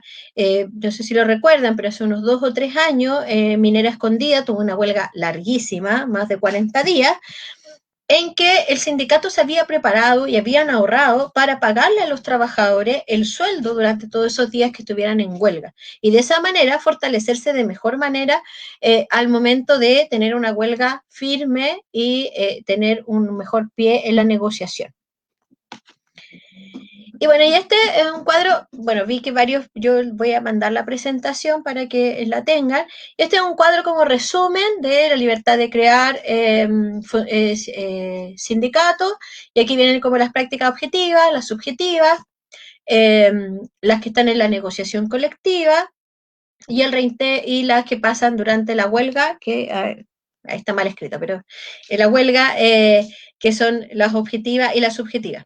Por ejemplo, en reemplazo, otra cosa importante, que de verdad esto es súper de casuística, tienen que estar mirando, en algún momento, huelga de trabajadores reponedores de una determinada marca, pongámosle ya, galletitas cookie, y resulta que estaban en huelga la mayoría de los trabajadores, pero uno iba a un supermercado cualquiera, bueno, los trabajadores denunciaban que, mire, aquí tenemos a todos en huelga, pero igual no están reemplazando porque están todas las góndolas llenas de galletitas cookie. Resulta que efectivamente se fiscalizó, estaban las góndolas llenas, pero no teníamos el quién, porque también una parte como de la exigencia muchas veces es, pero ¿quién lo reemplazó? ¿Quién vino? ¿Quién fue? ¿De dónde es la persona que lo reemplazó? La verdad es que no teníamos cómo saberlo, pero hay un hecho cierto. El trabajador y la función de esos trabajadores fue reemplazado. No sabemos si lo reemplazó el supermercado, otra empresa de reponedores, otra empresa de galletas, no lo sabemos. Pero el hecho es que si las góndolas estaban llenas y llevaban 3 días de huelga y ningún trabajador de los que allí se desempeñaba normalmente había ido a trabajar porque estaba en huelga, no podían estar las góndolas llenas. Entonces, eso es súper importante, como esa labor como de lógica, cosas que no cuadran, que las tienen que empezar a ver los dirigentes y hacerlas súper explícitas al momento de hacer la denuncia, porque eso permite constatar hechos.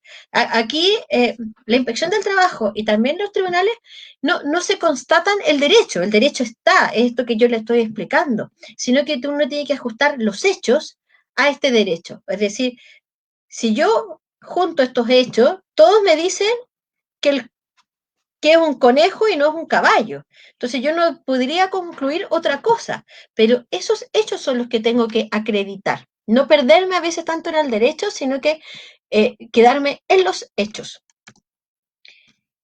Y, bueno. Y acá, como para efectos de que lo tengan más claro, nomás lo dejé en la presentación, que son los fueros de constitución, ya en qué consisten, y cuánto plazo es, y los fueros de los dirigentes no pueden ser despedidos sin un desafuero judicial, ¿ya? Y no pueden ser cambiados de funciones, que es lo que le dije que no se le pueden aplicar las facultades del artículo 12. Y los dirigentes con fuero, los dirigentes tienen fuero hasta desde que se eligen, ojo que también está el fuero de los candidatos, ¿ya? Pero dirigente, ya si es dirigente, desde que se elige. Los candidatos también tienen fuero sindical desde que se comunica al empleador la fecha en que se va a realizar la elección. No los nombres de los candidatos, porque no hay obligación legal de comunicarle los nombres de los candidatos, ¿ya? Y hasta 6 meses después de dejar el cargo. ¿Ya? Ojo que es importante esos 6 meses posteriores después de dejar el cargo, que puede ser por distintas circunstancias. ¿Ya? Y aquí están como cuántos dirigentes son con fuero. Eso igual es importante porque ustedes pueden tener más dirigentes. ¿Ya? Ustedes pueden tener un sindicato, por ejemplo, que tiene hasta menos de 25 trabajadores, tienen derecho a tener uno con fuero, pero pueden tener una directiva de 3. El tema es que uno solamente tiene fuero. El problema es esos 2 que quedan un poco más desamparados, pero pueden tener más dirigentes, ¿ya? Hay algunos que pueden estar afuera o no, pero ojo, eso lo tienen que tener en sus estatutos señalados, ¿ya? Y aquí están las horas de trabajo sindical, ya que es lo que establece la ley. O sea, tengan acuerdo o no tengan acuerdo con el empleador, tienen derecho a estas horas de trabajo sindical, que son semanales, pero sí pueden ser descontadas por el empleador de sus remuneraciones. Pero siempre tienen derecho a esas horas, 6 horas semanales en los sindicatos más pequeños y no menos de 8 horas semanales en los más grandes, ¿ya? Y son cedibles y acumulables. Yo creo que estamos casi justo en la hora. Vamos a cerrar acá. Y voy a mirar las preguntas que sí han aparecido ahora.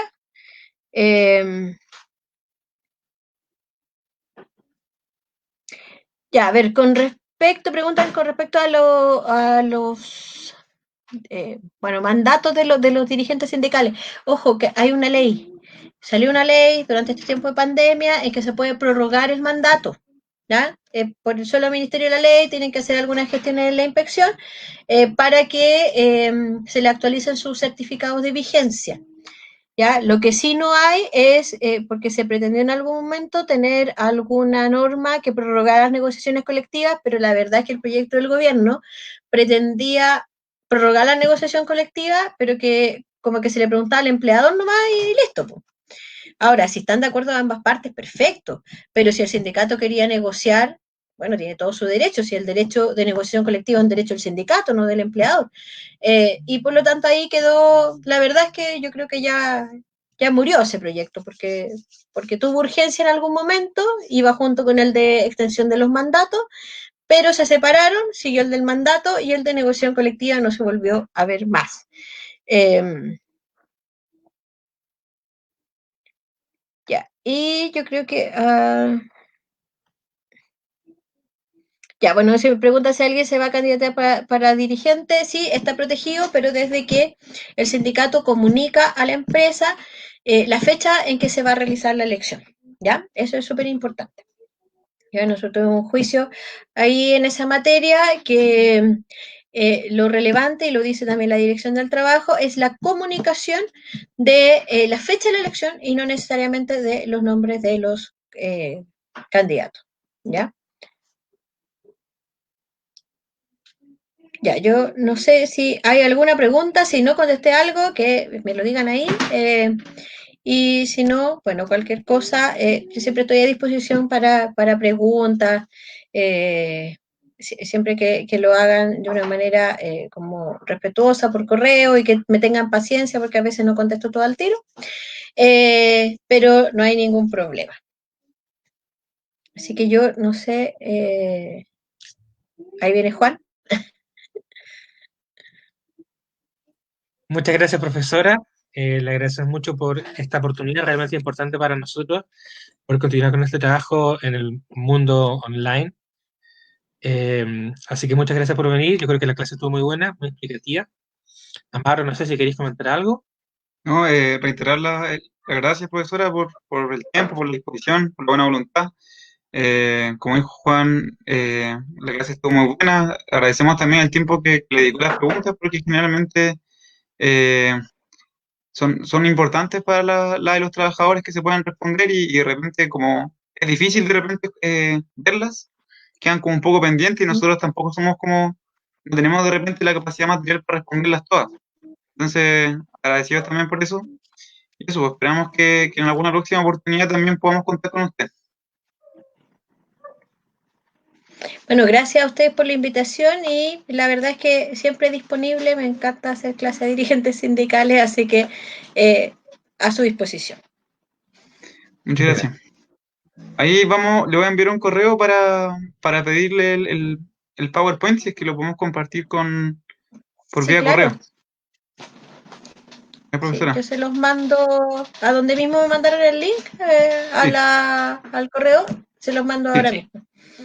¿Mm? Pues muchas gracias. Ya, pues muchas gracias. Tengan buenas noches. Buenas noches también, que esté muy bien. Ya.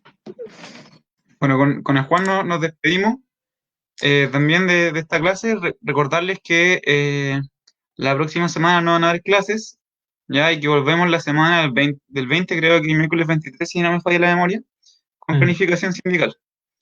Vamos a estar enviando el correo con el cuestionario y el material probablemente el día viernes, porque tenemos que armarlo después de la clase, así que nos vamos a demorar un par de días en enviarlo. Pero eso. Nos vemos en 2 semanas y cualquier cosa, cualquier comentario, duda, recuerden que nos pueden escribir al correo. Eso. Nos vemos en 2 semanas. Adiós, que estén muy bien. Muy bien todos.